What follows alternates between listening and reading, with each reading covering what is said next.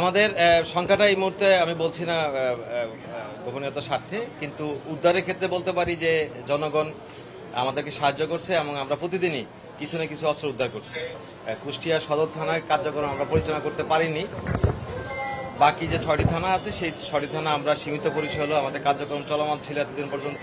এবং আপনারা জানেন যে আজকে সারা দেশে পুরোদমে পুলিশি কার্যক্রম শুরু হচ্ছে। সেই প্রেক্ষাপটে আমরা আজকে আমাদের কুষ্টিয়া সদর থানার অস্থায়ী কার্যালয় এই সদর ফাঁড়ি এখানে উদ্বোধন করলাম এবং আপনাদের স্বতঃস্ফূর্ত সহযোগিতা এবং আপনাদের চাহিদা পরিপ্রেক্ষিতে আজকে আমরা এই উদ্বোধন করলাম এবং আপনারা সাথে আছেন আমাদের, আপনারা আমাদের পাশে থাকবেন।